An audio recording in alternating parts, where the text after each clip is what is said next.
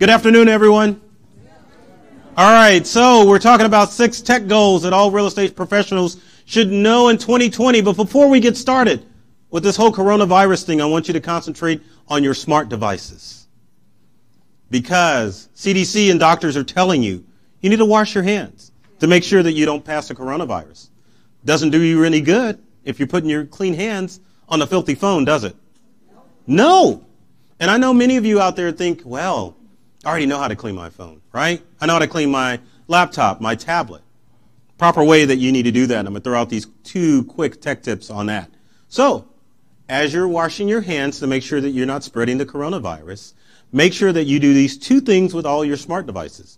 Number 1, you want to make sure that you disinfect your smart devices. That means your computer, keyboards, your smartphones, and your tablets, because our smart devices are some of the dirtiest items we own, especially since a lot of us, not me, take our smartphones in the bathroom. Did you know the average smartphone has 18 times more germs than your average public bathroom? Didn't know that, did you? So 2 tips to clean your phone. Number 1, if you want to clean it the old-fashioned way, use a microfiber cloth, and there's a product called Pure and Clean that you can order off the internet to clean it, because Pure and Clean is a degree or a chemical off from bleach. So you may think alcohol wipes and cleaners will do it. Those will ruin your phone. Harsh products, harsh chemicals will ruin your smartphone, your laptops, and your computers. So Pure and Clean, or any eco-free or eco-clean surface cleaner, will clean your phone with a microfiber cloth. The second, which you probably cannot get anymore, is a product called phone soap. Phone soap was featured on Shark Tank. And phone soap uses UV rays to zap all of those nasty germs off your phones, off your computers and your tablets and credit cards, because think about that. Pass around your credit card when you buy stuff, getting germs on it. So remember those 2 things. Either an eco-friendly product like Pure and Clean, or if you can still get it, phone soap. That'll keep your device nice and clean. So let's move on to our tech goals for 2020. As real estate professionals, we have tech goals, right? We've got goals that we want to achieve. No one really thinks about technology, though. And we all struggle with technology, except for the tech guy, right? I don't struggle. I know it all, because I've read all the manuals, right? But it's challenged because technology, there's just so much. You've got computers, you've got smartphones, you've got tablets, you've got all sorts of things that you need to worry about, not along running your real estate business. Because the goal is to make money, right? Obviously. No one in here is doing real estate work charity-wise, are they? No. It's all about the green. It's all about the paper. So we tend to focus on trying to make that paper, and we tend to go lax as far as our technology goals. Because there's so much tech out there, we rarely sit down to think about what tech is going to be the best thing for me to use in my real estate business. So it's very important for you to sit down at least once a year, figure out what goals you want to achieve in your real estate business and what goals that you want to achieve as far as the technology is concerned. Because what do we got? We got Windows, we got Macintosh, we got Android, we got iPhone. And people are always throwing out their suggestions out there. And what's funny for me, it's always the non-tech people that are always saying, you should go with this. Oh yeah, go with Apple. Apple's easier. Come on. Go with Windows. Windows is easier. You just don't know. So let's start with our goals. So number 1, connect with more people on social media. And I know you're probably tired of hearing about social media, but it's true. I'll let you think about this. Chew on this little tidbit, little nugget. So when you get someone's business card with their email on it, what happens if they change brokerages or if they change jobs? You lose contact with them. But what's the first thing that people do when they get a new job or they have something exciting happen in their career or life? They update it on social media. So think about it. When you're connected to people on social media, you are connected forever. Unless you block them, right? But you are connected forever. So there's several ways that you can connect on social media. But the main thing to remember with social media is it's all about relationships. It's not putting your favorite listing up there. It's not about that. It's about creating those relationships, because there's an old saying that people do business with people they know, like, and trust. That's what it boils down to. I don't care if you're the #1 selling agent in Naples. I don't care how many millions of dollars or billions of dollars in homes and inventory you have. Doesn't matter. All it matters is about the relationships you create with people, and that's what social media is designed for, and that's what you need to do with social media. So, and I've shocked myself, because normally I'm always handing out business cards, and then I'll get up and do a presentation and say, hey, don't hand out business cards. But it's true, you don't want to connect business cards. You want to limit the amount of business cards that you want to connect with. There's easy ways that you can connect on social media, and LinkedIn, Facebook, well, not Facebook, LinkedIn, Instagram, Twitter, TikTok, all of those have an easy way you can connect with people, and that's through QR codes. We're going to do a cutesy little exercise so that we can all become connected with each other on social media. So, where are my LinkedIn users at? Where are my real estate professionals who have LinkedIn? Open up LinkedIn on your smartphone. We're going to do something pretty darn awesome. Let me know when you get LinkedIn open. There's two ways that you can connect non-business card wise on LinkedIn. And I'm picking on LinkedIn because it's probably one of the more popular social media networks right now, along with, say, Instagram and TikTok. But think of how Facebook was 5 years ago. That's how Instagram is now. So let's go to Instagram. So at the main Instagram screen, no, I'm going to Instagram. I'm trying to throw you off. Seeing who's paying attention. That was a goof on my part. All right, LinkedIn. All right. So on LinkedIn on the main screen, what you want to do is at the very top where there's a search window, there's a little QR code thing in search. Do you see it? On the far right. Click on it. What it'll do, if you've got it enabled, it'll bring up your phone's camera. Now, LinkedIn will allow you to do a QR code. So you can either scan someone's QR code or you can generate your own QR code on LinkedIn. Do you see where it says code? Can I get a volunteer to come up so that we can connect? Oh my gosh, come on up. Come on up. Your name is? Yuling. Okay, come on, Yuling. Let's connect. So we're at a business event. Instead of exchanging business cards, we're going to connect on LinkedIn. So Yuling has got her code. Show everyone your code. And I'm going to switch my phone to where it says scan. So there's my phone's camera. So Yuling is going to hold up her QR code. I'm going to put my phone close by, and lo and behold, there is Yuling's contact information. I click on connect, and then it sends her a LinkedIn request, and she accepts, and we're connected. It's that simple.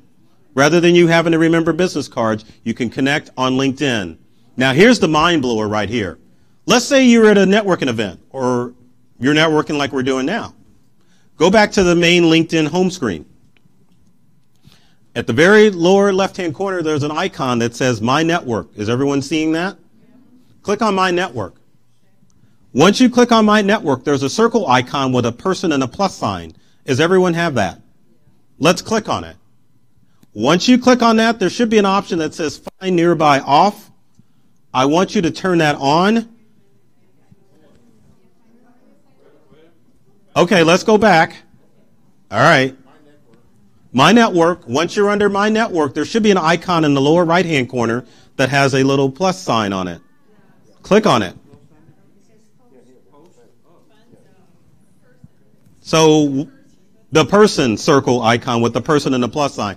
Once you click on that, you need to click on Find Nearby Off to turn it on.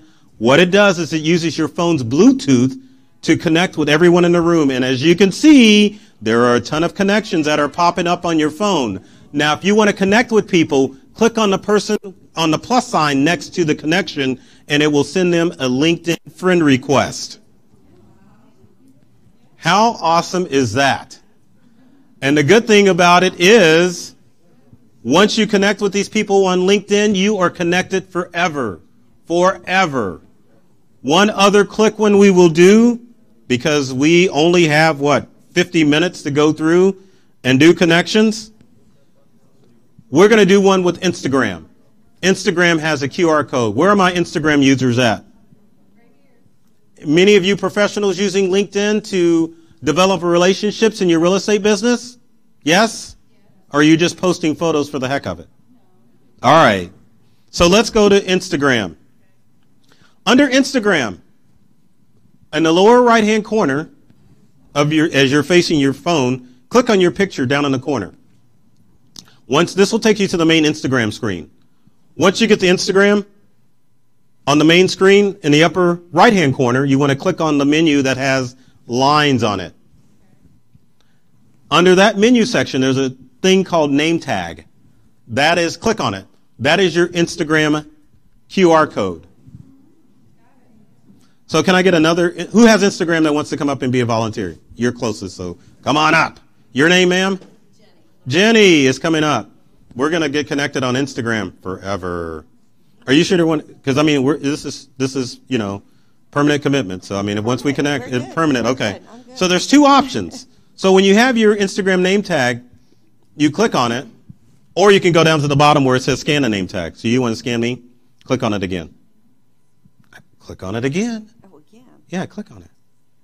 You're just slow on it. My fingers are cold. Yeah, that's it. Okay, so her fingers were cold. We got it. So again, we've got the thing with the QR code. So I've got my code up. Jenny's got her code up, right? So put your phone's camera over. No, turn it the other way. Do it like this. So. Oh, just scan over there. Yeah, just scan over it. There you go. So we're connected forever. So those are two quick ways that you can connect with people on social media without having to carry around business cards. So if you're lost, you don't have any business cards, you quickly want to connect to somebody, please utilize those items, and that way you can enhance your connections on social media. Another thing I want to do, we talked about this, on social media. What happened to my mic? Hello, can you hear me? It did disappear, but I have a loud voice, so I'm going to talk like this. So one other thing that you want to do on social media is to make sure that you tag people on social media in your posts. A tag is like a big old hug. And for those who don't know how to do it, you just do the @ sign, type in someone's name. It doesn't matter if you're on Facebook, doesn't matter if you're on Instagram, doesn't matter if you're on LinkedIn. You can tag people in posts just to let them know that you're thinking about them. One last thing as far as social media posts are concerned, on Facebook, on LinkedIn, on Facebook and LinkedIn, make sure that you take the time to say happy birthday to people. Always, every day. Go on and say happy birthday. It helps build up those connections and helps build those relationships, because that's what it's all about. So let's move on to number 2.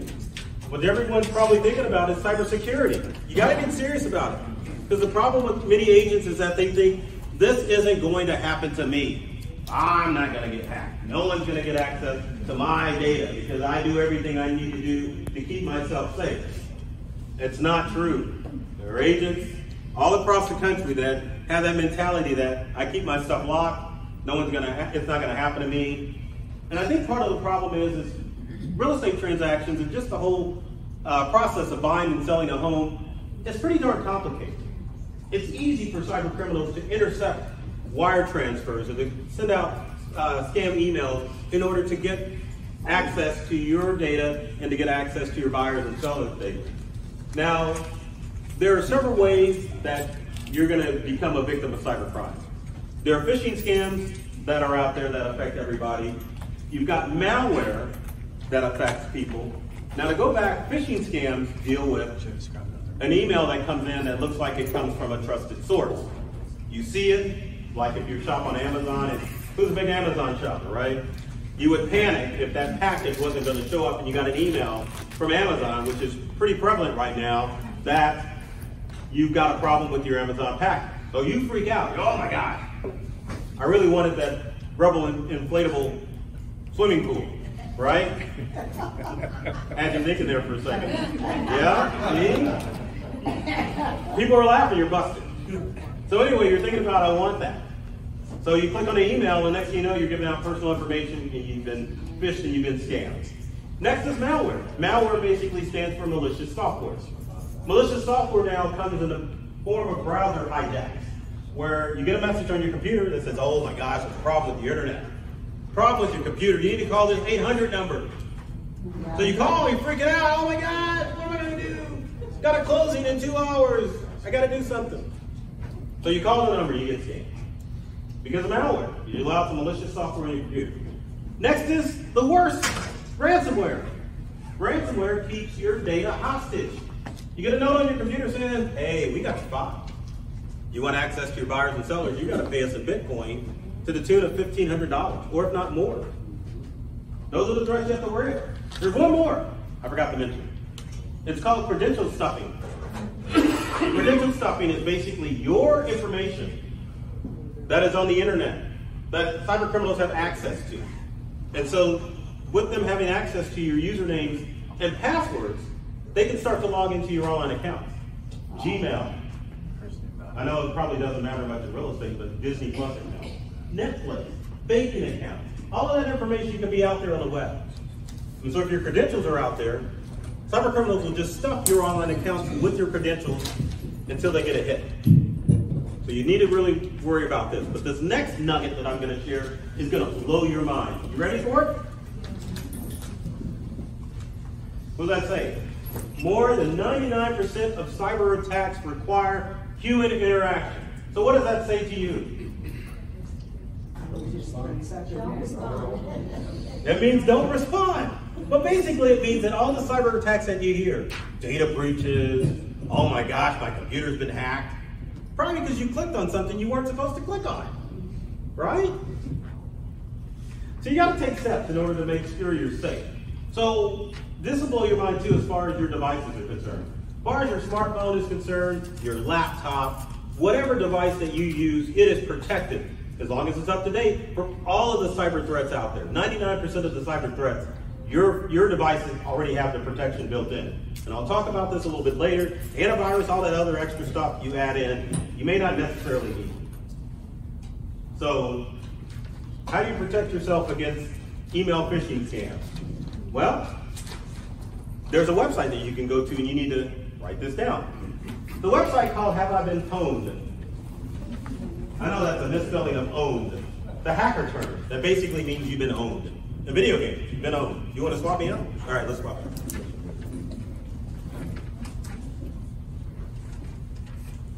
Yeah, you're the one that did that. You're the one who did that. So I'll talk while I'm being changed. I feel like I'm doing a concert with the wardrobe change, right? Pretty much. So, Have I Been Pwned, and it's just www.haveibeenpwned.com, is a website that will allow you to find out if your email address has been part of a large-scale data breach or not. HaveIBeenPwned.com. That smiley face, or the little face you don't put up there, that's just for the heck of it. So if you go to Have I Been Pwned, if you've got your smart device or your computer,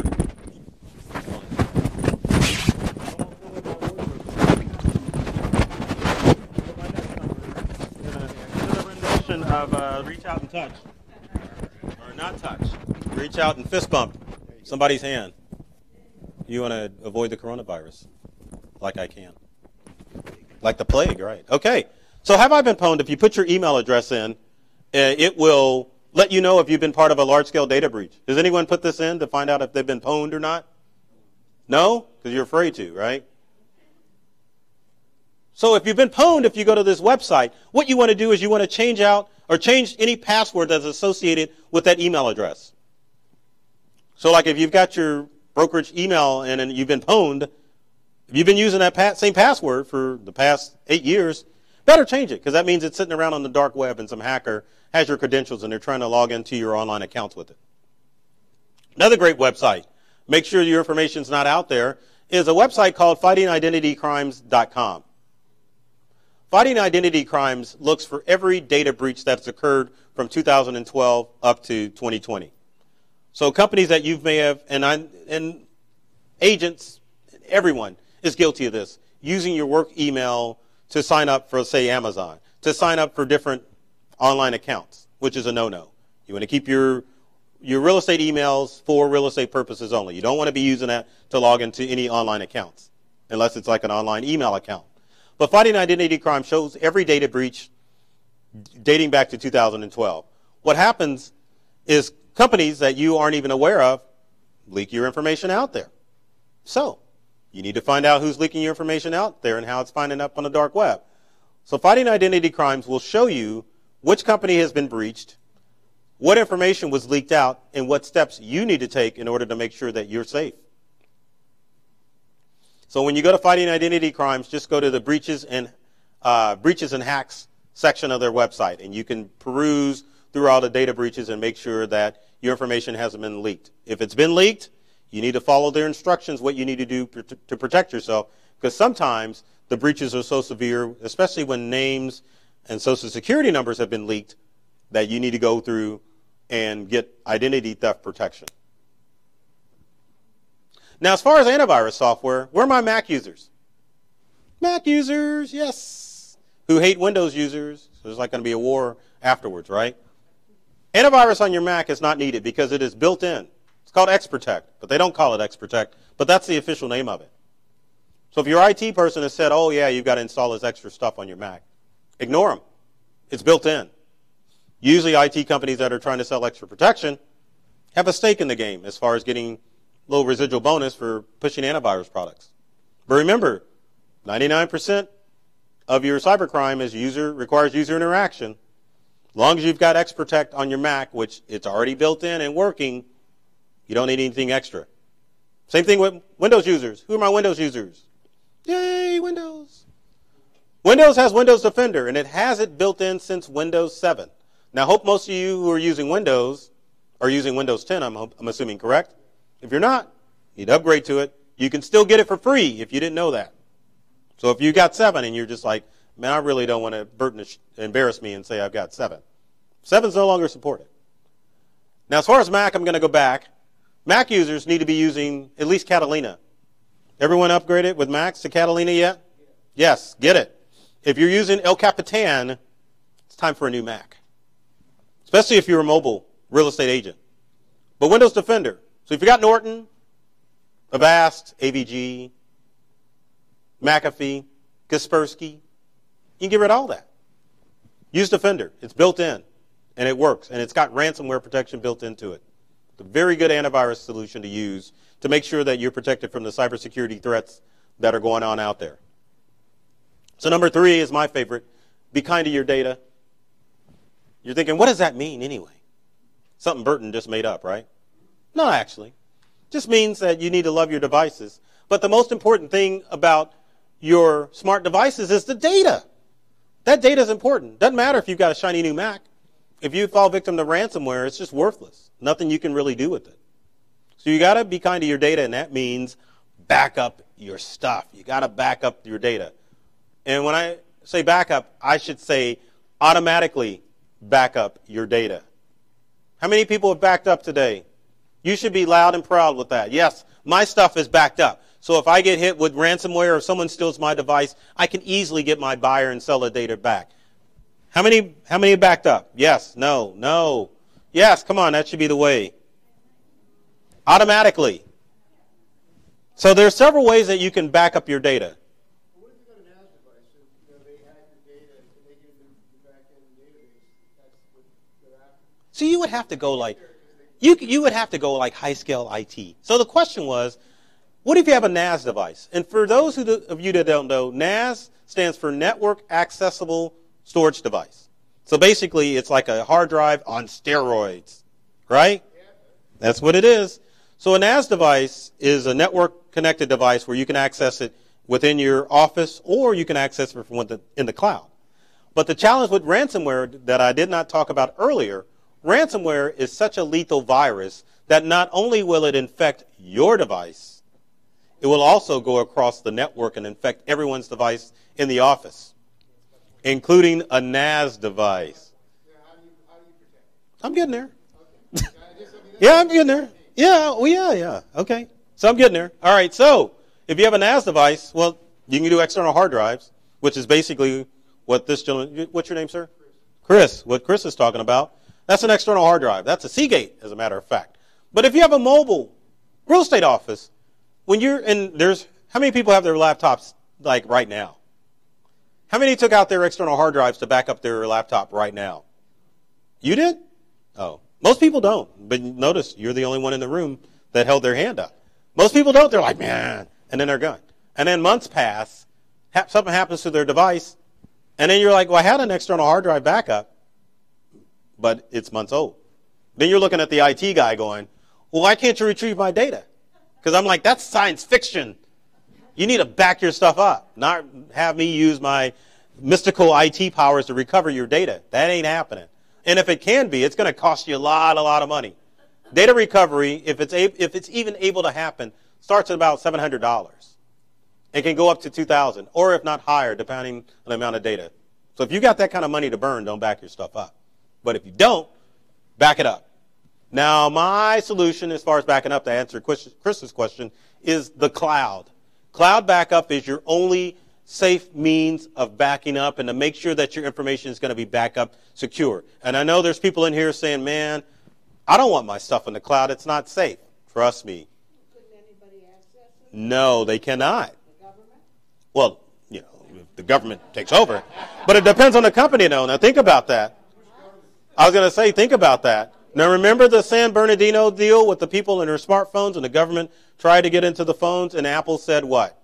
No, we are not giving you the encryption codes for you to break into our devices. So that's why I said it depends on the company. The government finally did find someone to get into that device, but it took a lot of work to get into it. So most companies have that disclosure that we're going to protect your data at all costs. So yes, for most intents and purposes, unless you go out and create a terrorist act, they're not going to access your data. Yes, Chris? But you know, that's the reason why I got the NAS device, because I found that cloud services corrupt your data. I mean, you know, they don't all, it's not pristine, and they're not responsible for it once you try to back it up, but they'll restore it. And so I don't, and that's exactly why I got the NAS solution. And that's all I can say is back up your NAS solution and keep it away from the cloud. Otherwise, if you have it in the cloud, in my opinion, this is my opinion, you really have no support. There's no cloud engineer up there in the sky, over at Apple or anywhere else, that's going to help you out. And if you lose your data, there's nobody that can do anything for you. So I'm not a fan of the cloud. I'm my own personal cloud, yes, but I'm not a fan of any of these cloud services. But I understand what you're saying. It's a redundant backup storage. Trust me. I appreciate Chris's point, and the answer to a quick thing to what Chris said, just in case you didn't hear him, I don't trust the cloud. He rather has his own cloud storage backup system in his office, which is not a bad thing as long as you have the aptitude to make sure that you're backing up your cloud device in the network. But the challenge is, again, if you get ransomware in your office, it's going to get that NAS and it's going to get that external hard drive. Now, as an active IT person, meaning that I still go out in the field and I work on computers on a regular basis, it's been our experience, and I'll tell you the two companies we work with as far as cloud backup storage is concerned. We've had customers have catastrophic data loss. In all instances, if they had a cloud backup service, they were able to restore all their data with no problem. And it happened without our interaction. We were able to call the cloud company. They restored the data, and we're like, we're heroes. Even though we didn't do it, we recommended them to the right company. Did they charge you for that? Well, of course. Now, there's no such thing as free cloud backup. There's a difference. Yes, sir. Yes! I love you. What's your name, sir? Excuse me? Fred?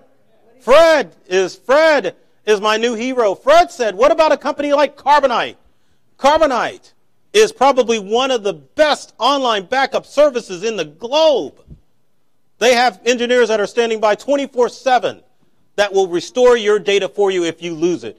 Fred, have you had an issue with catastrophic loss with Carbonite? Okay. Trust me. If you use Carbonite, write this down. It's carbonite.com. For those who don't know, well, I'm going to ask to see who the nerd is in the room. C-A-R. I've got it on the slide. So what is the significance of Carbonite in the Star Wars realm? Anyone? Well, that's not Star Wars, but yes, that's backup. Okay, yes. Yes! Carbonite. When you see that picture of Han Solo, like, that's Carbonite. And think about it. Han Solo made it safely to Jabba the Hutt, and he stayed as a decoration for 6 months. So it preserved Han perfectly. In fact, he's like, where am I when he woke up? So there's differences with cloud backup services. This is cloud storage. So if you're saving your stuff to Dropbox or to Google, it's cloud storage. The whole purpose is for you to be able to access it from anywhere in the world. It's not intended for backup purposes. Not intended. So yeah, if you want to access your files in the cloud, yeah, save them to Dropbox or Carbonite. All of these services are encrypted, meaning that if your information is stored on iCloud or whatever, it's encrypted. So unless you have a weak password, they're not going to be able to access that data. But if you do have a weak password, they're going to be able to access your data. Now, there it is, Carbonite. And there's another service called Backblaze, and I'll go back. So there's Carbonite and Backblaze, which offer online, secure, cloud backup services. And when I say secure, is anyone in here familiar with HIPAA laws in the medical industry? Trust me, if you've got a company that's saying that they're HIPAA compliant, they're trustworthy. The other thing with Carbonite, too, is Carbonite have servers all across the globe. So if one server gets zapped, there's probably 12 more that will pop up in its place and allow you to restore your data. Yes, Fred. Another side benefit to using Carbonite, whenever I dump an old computer and want to pick up a new computer, I can automatically reload everything on the new computer. That is exactly right. So the statement that Fred made is that if you use Carbonite, when you get a new device, all you do is set up your device, put your Carbonite account on your new computer, and it will automatically restore all of your files to your new computer. It's almost equivalent to when you get a new Apple device. You get a new Apple device, you put your account credentials in, it'll just dump all your stuff on your new device. But Carbonite and Backblaze are two good services to use. They're trustworthy companies. If you're wanting to use cloud services that are reputable and that are secure, these are the services that you want to go with. So number 4, we're talking about passwords and keeping your online accounts secure. I hope no one's using that password, correct? I used to, years ago, but not anymore in this day of cybercrime. The new password that you want to use is called a passphrase. Anyone using passphrases for passwords? There's like 2 people. Sir, your name? Rick. I'm not going to, well, yeah, what is your passphrase? It's an easy phrase that I can remember when I'm typing this. I like that. So, Rick, right, said, it's an easy phrase that you can remember when you type in your password. That's a passphrase. So a passphrase that I use, and I always hope that someone uses this so I can look into their stuff later, is stinky chicken. Stinky chicken. That's a passphrase. Green giraffe. Purple turtle. Pink squirrel. Now, I will tell you one passphrase not to use is black squirrel. You know why? Because the wife where my town is from, Marysville, Kansas, is home to the black squirrel. So that's kind of a popular and a true animal out there. So I'm warning you, don't use it because some hacker could probably figure that out, especially if they figure out that you're around about that area or from Kansas. That may be one of the words that they use. You could use black giraffe or any combination of words, but a passphrase actually is going to be more secure than your standard password, because here's what happens. When you use your standard passwords, you are always going to fall into that old human habit of using words that are familiar to you. So you're going to use like your birth date or your wedding anniversary or your kid's name or your kid's birthday. And the problem with that is that it's open on the internet. So, and I think I have a slide for this, but one of the things that you want to do is to become a cyber liar when it comes to your passwords.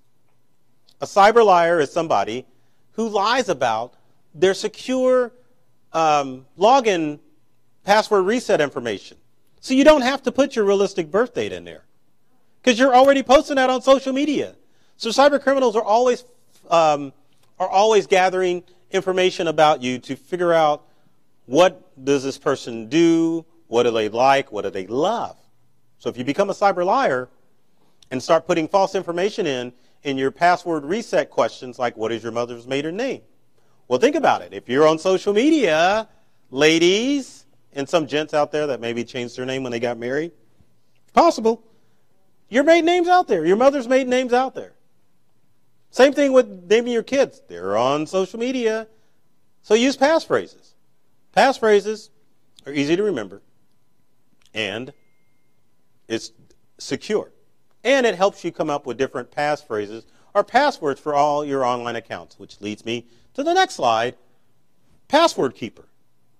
There's several out there. Everyone's heard of LastPass, I'm assuming at this point, right? LastPass, LastPass, LastPass.com. It's a password keeper program that allows you to store all the different passwords that you have for all of your online accounts. But I say do one better. How many people use Chrome as a browser? How about Firefox? You use Chrome. I use Chrome too. We're connected. How about Microsoft Edge or Safari?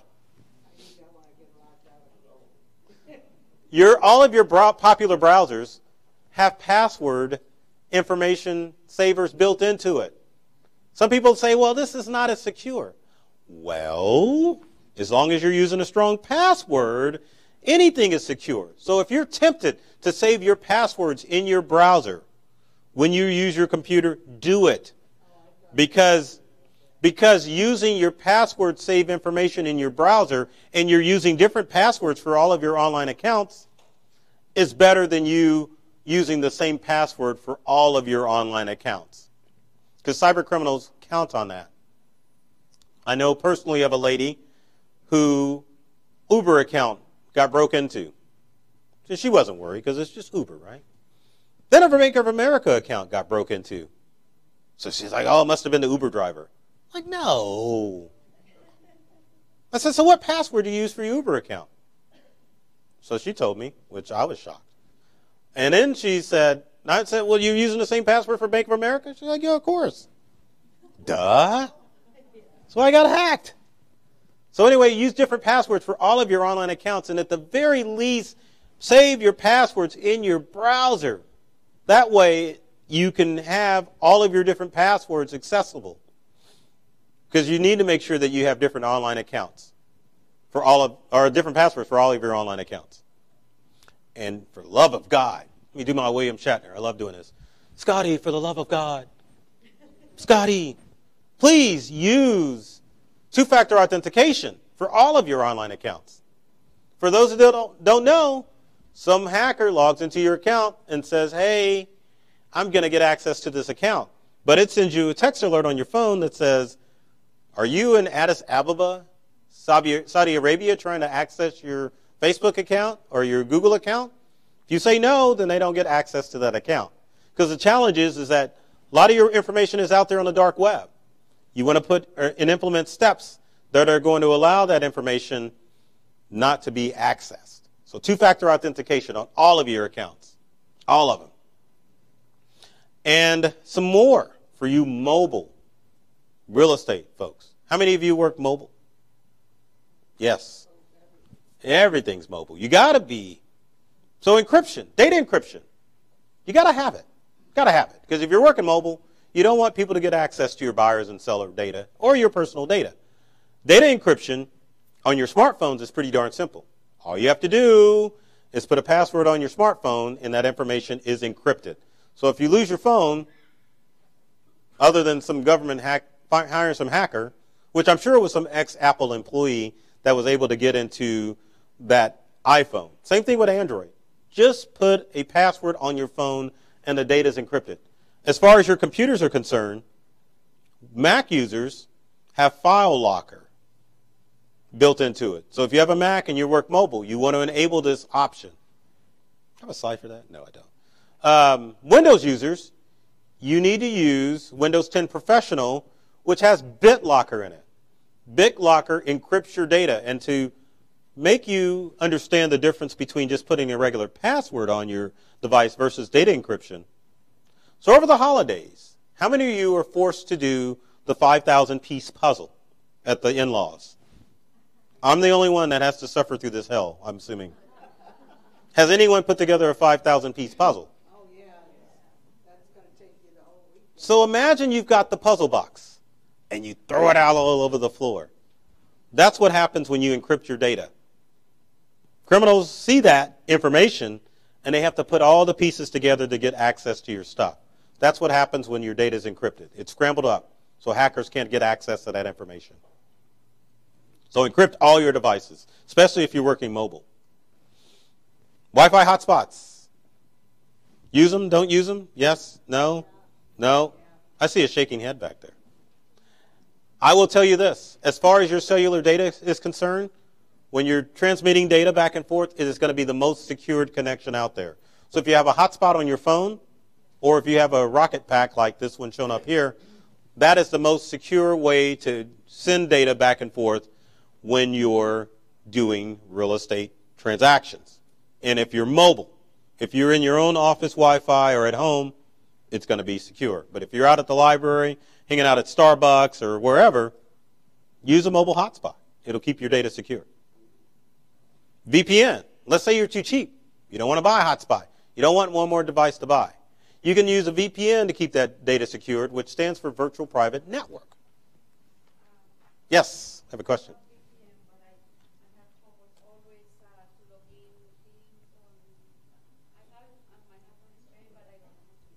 What VPN service are you using? So the statement was is she has VPN, but she has trouble using it. Express VPN. So luckily that's not on my list of recommended VPN services out there. Or else I was going to take the mic off and be like, I'm done. So there's two services that I recommend for VPN services. The first one, there's four. So the first one is NordVPN, N-O-R-D VPN. Now, the first two that I mentioned require a monthly fee. So Nord is like $5 to $10 a month. But basically, you would turn your VPN if you had to go to the library or Starbucks to do transactions that are secured. The next one I love doing because I get to act it out. So the second one is called Tunnel Bear, right? So everyone's like, Tunnel Bear. And I'm like, yeah, tunnel. And then bear, grrr, So Tunnel Bear works on every device. So does Nord. And it's about the same amount of money a month for data services. So NordVPN and Tunnel Bear VPN are probably some of the best and easiest ones to use. Now, the two free ones, you're going to flip your lid when I tell you. If it's web-based, like you want to check email, like your Google Web or any of that stuff, you can use Firefox. Where are my Firefox users? Firefox has a VPN built into it. Yes. So all you have to do is open up Firefox. If you're doing anything web-based, you flip the switch to VPN, and you're secure. The next one, and I know no one has this. I'll jump up and down if you have this web browser.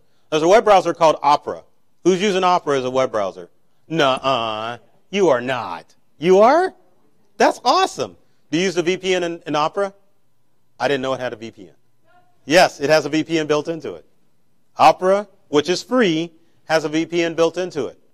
You do is flip the switch, VPN mode. And the good thing about Opera's VPN, you can pretend you're in the States or you can pretend you're over in Europe. But it will keep your data secure as long as you're in a browser to make sure that no one can see your information out there. And I went backwards. How about that? So number 5 is show your devices some love. Oh, we got a question. Yes, ma'am.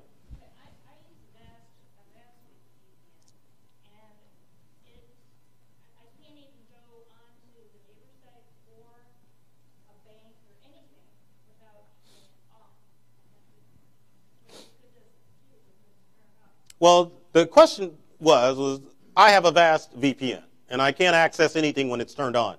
So what the heck am I using that for? Well, the answer is you shouldn't be using Avast anything at all. Yeah, get rid of it. Avast is horrible. It's like malware.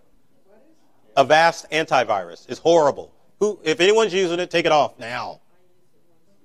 Yeah, it's bad. Yes, there's a hand. You take it off, you're taking it off.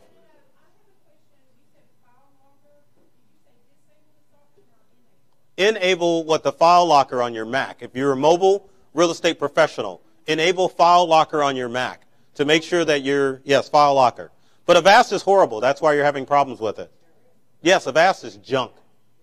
And that's the nicest clean thing I can say about Avast. So you're going to make me go back a few slides because we already had this discussion about the Windows Defender. So for VPN, you need to use either Tunnel Bear or NordVPN.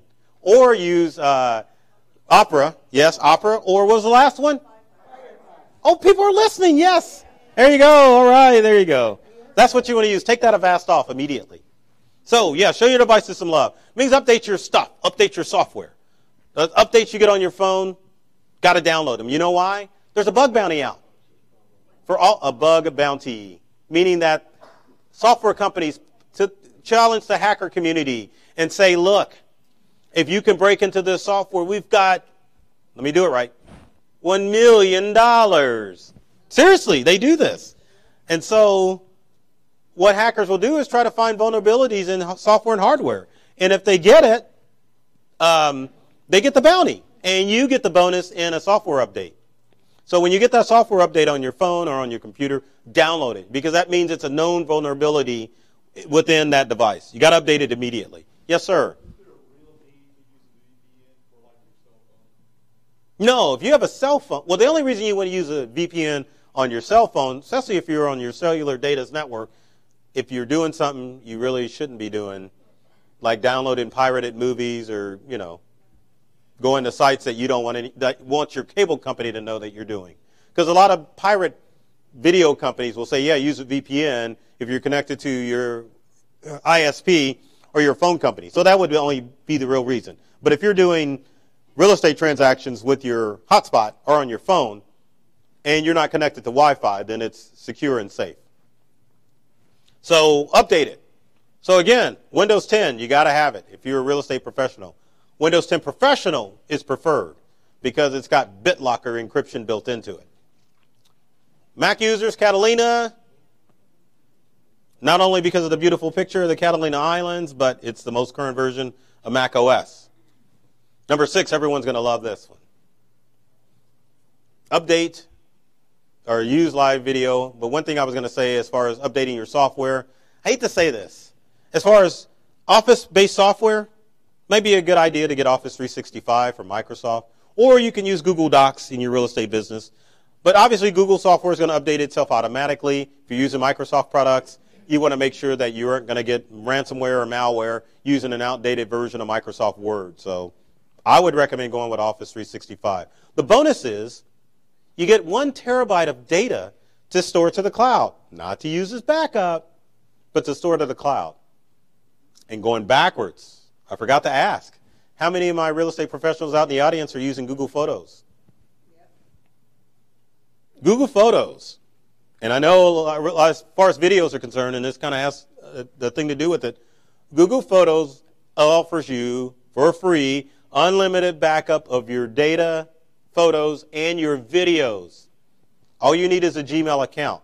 Automatically back it up. So if you've got a smartphone, and it's getting full of photos, download Google Photos. I have a question. I use GoDaddy for the Office 365 for the 1 terabyte of backup storage. Yeah. But they told me a component of that is that they continually back it up. Now, is that misinformation?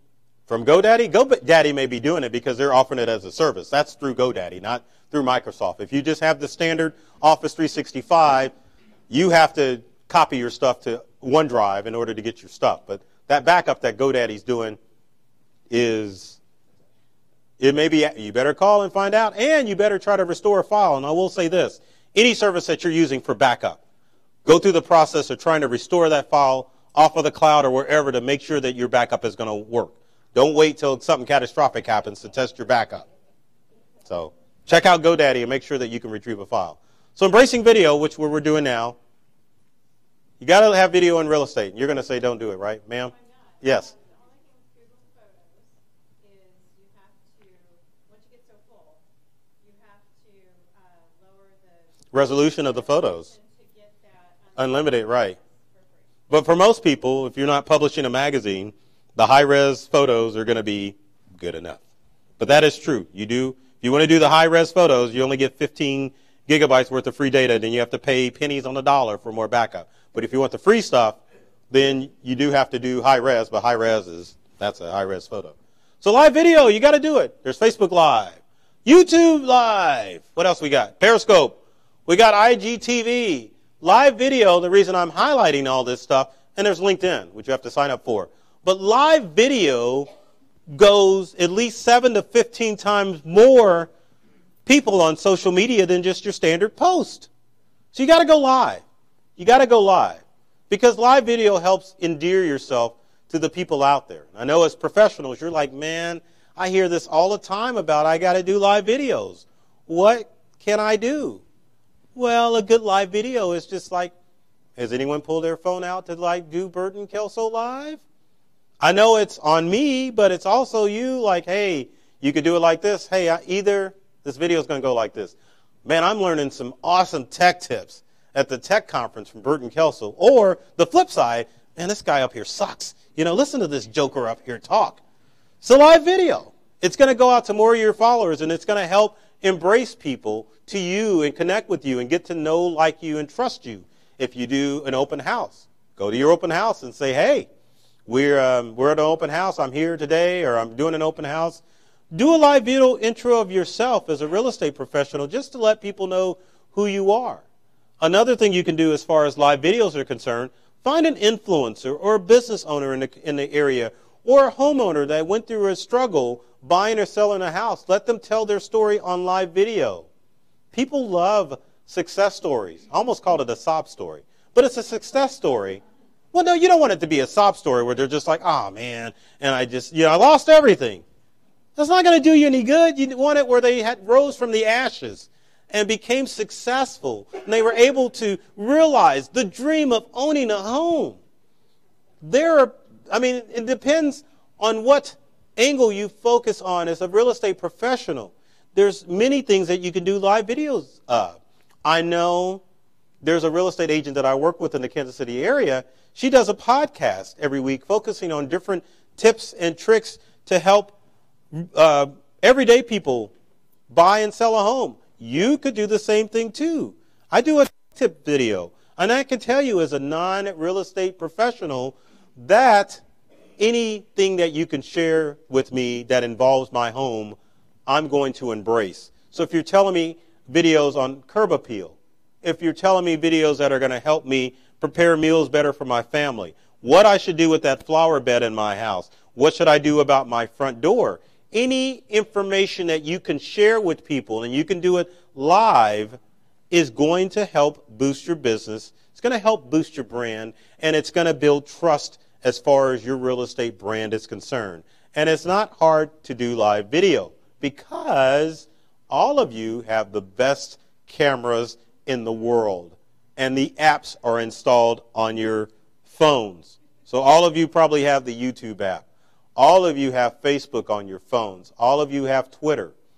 All of you have the ability to instantly do a live video to connect with your buyers and sellers. So do it. Do it because it's important. And do it because if you don't like the way you look or the way you sound, the people that you're already connected with on social media do. That's why they connected with you. So why not personalize that journey through video and grow your connections and get people to know, like you, and trust you.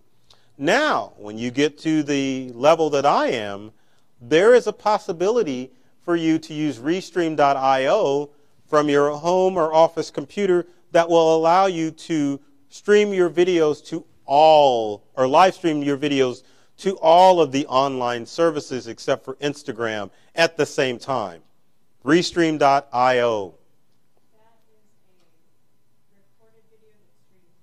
No, that is you. I'm in front of my webcam, in front of my home or office computer. I go to Restream and I'm like, hey, everyone. And it simultaneously will send it out all over all streaming platforms. Doesn't matter if it's live. You can goof up doing a live video. Doesn't matter. But you want a captivating audience, and you want to say things that are going to build your followers on social media. So it doesn't matter what you do live, but informative videos, behind-the-scene videos, are the things that are going to get people engaged with you. And remember, your live videos are going to go out to a further audience on social media. Because I know someone in here has at least seen this once today. So-and-so is going live. You get that alert on your social media channels, right? That's how the algorithm works on social media. It sends it out to everybody because they want you to use live video. Yes, ma'am.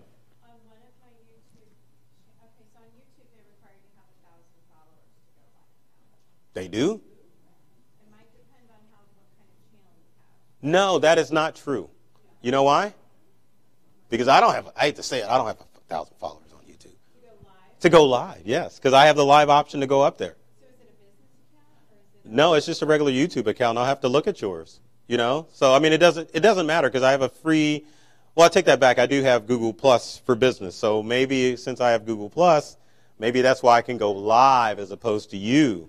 Now, I know for a fact that TikTok, you do have to have 1,000 followers in order to go live. But video, regardless, does not matter. Do it. It will connect you with more people. Yes? Google says that you can go live on YouTube on your computer or the mobile app, but only those with at least 1,000 subscribers can use the mobile version. Ah. I was about to say, because I normally stream live from my computer, so I'm like, I can do it. I don't have 1,000 followers. I kind of feel bad. But now we know, yes. Thank you, Dr. Google. Yeah, but you can do it from your computer, which is just as important. So to sum things up as far as tech goals for 2020, technology changes at the speed of light. But it's important for you to figure out what you want to do with your technology and how you can better embrace technology to make you more money and to help technology make your life easier. So with that said, I will be around for a little bit if you've got questions. But if you want to follow me on social media, that's me. I love technology. I want to make it fun and exciting for everybody. So any questions? Thank you very much.